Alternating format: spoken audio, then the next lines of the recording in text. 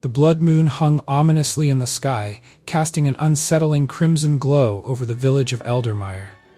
It was a place forgotten by time, shrouded in mist and surrounded by dark, twisted woods. To outsiders, Eldermire was a mere shadow of what it once was, a desolate village clinging to the fringes of existence. But to those who knew, it was a place where ancient curses thrived, hidden beneath the surface like a coiled serpent, waiting for the right moment to strike.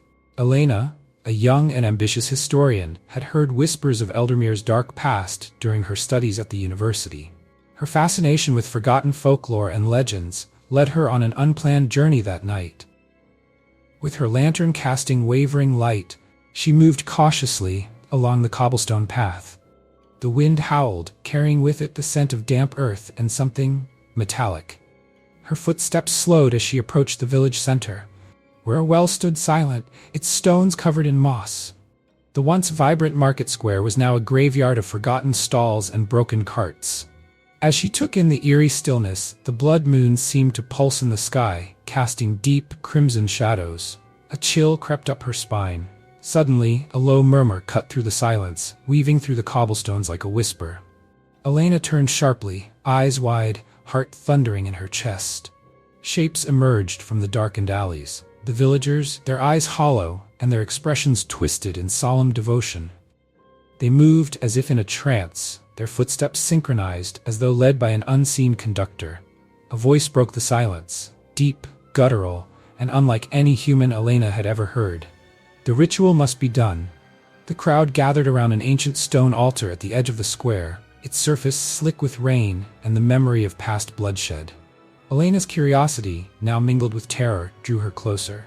She crept behind a shattered column, its jagged edge cutting into her palm as she steadied herself. A figure stepped forward, cloaked in the rags of forgotten time. The village elder, known only as Amos, raised his arms, the veins on his skin standing out like roots of an ancient tree.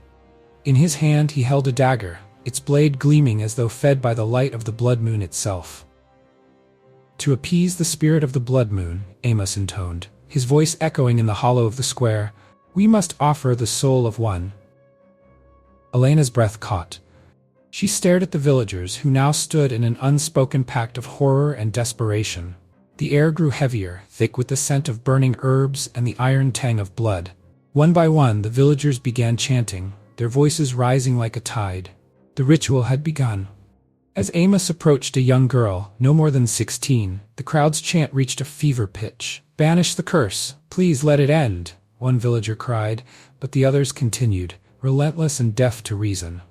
Elena knew she had to do something. Her mind raced for a way to stop the ritual. Just as Amos raised the dagger, a blood-curdling scream split the air. The girl fell to her knees, eyes wide with terror, and the blood moon seemed to thrum with life, casting an unnatural light upon the square. Shadows twisted and warped, coalescing into a figure, dark and formless, with eyes that burned with hellfire. The spirit was awakened. The ritual had not just summoned the spirit of the blood moon. It had called forth an entity older and more malevolent than the village itself. Elena staggered backward as the ground beneath her feet cracked open, revealing a chasm of darkness. The villagers, once chanting with devotion, now screamed in horror as they realized the truth. The spirit they had sought to appease had only come to claim them all. Amos dropped the dagger, his eyes wide with disbelief and regret as the creature lunged forward, its form shifting like liquid shadow. The last thing Elena saw before the world erupted in a cacophony of screams and fire was the blood moon, now a fiery eye in the sky, watching, knowing. And then there was silence. When dawn came to Eldermire, the village was gone. The only evidence left was the cracked altar, the broken stalls, and the faint sound of a chant carried on the wind, an eternal reminder that some curses never die.